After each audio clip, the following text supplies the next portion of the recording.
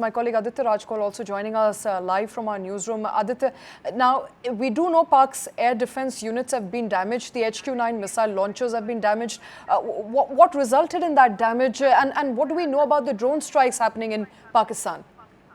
Well, firstly, a big development that we are breaking at this hour on News9 first, that the chief of the Jaish-e-Mohammed, Rauf Azhar, has been killed by the Indian military. This is a big development coming in because, Rauf Azhar was responsible for several terror attacks that have taken place in India, including the IC-814 hijacking, also the Pathankot terror attack, and several other attacks, including the attack on the Indian Parliament. Rauf Azhar was the brother of the Jaish-e-Mohammed's founder, Maulana Masood Azhar. It's a big development coming in, a big achievement for the Indian Army, for the Indian Air Force and the Indian government that Rauf Azhar has been eliminated. This is also one of the casualties that took place in Bahawalpur, the seminaries that were attacked, the local madrasas where the Jaish-e-Mohammed compound was. This is precision strike by the Indian Air Force that has happened, a big setback for the deep state Pakistan Army and the Pakistan ISI that has been sheltering, nurturing and also sponsoring terrorism and giving an open, fertile land to groups like the Jaish-e-Mohammed. Rauf Azhar's killing will be a massive setback for the entire Jaish-e-Mohammed leadership because the last major attack that they did was the Pulwama terror attack that had shaken India completely. And this revenge for Pulwama, Pathankot and IC-814 hijacking finally happening from India. Top intelligence agencies from India have also confirmed to me that Rauf Azhar is killed. His funeral took place yesterday evening in Pakistan, in Bahawalpur itself. He was one of the 14 members of the family of Maulana Masood Azhar who were killed. So it's certainly a big achievement coming in for Government of India, for the Indian Armed Forces and the intelligence agencies.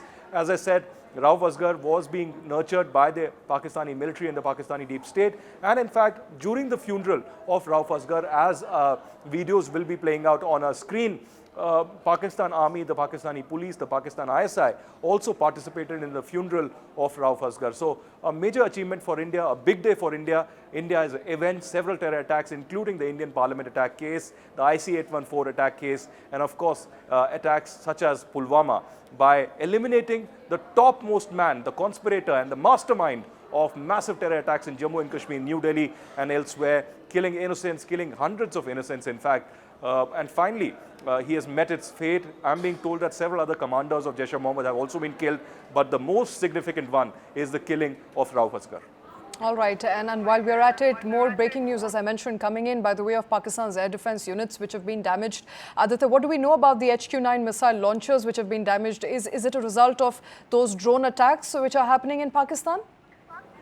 Well, yes, of course. India has, launched drone attacks on Pakistan. This is significant because, there was continuous artillery fire that was coming in from Pakistan, provocation from Pakistan, ceasefire violations coming in from the Pakistani side as well. You would know that 13 civilians were killed by Pakistan in Poonch itself. Hindus, Muslims and Sikhs were killed. Nobody was spared. Women were not spared.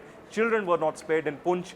Gurdwara, a Sikh holy place, a Gurdwara was also damaged, and a Granthi, the priest of the Gurdwara, a Sikh gentleman, was also killed brutally. Children were not spared, elderly women were not spared in that attack. So 13 innocent Indians were killed by Pakistan in Poonch, and there are 53 others who were injured, and that's why India launched these preemptive also, but also retaliatory, strikes against Pakistan through drones that were also very, very successful.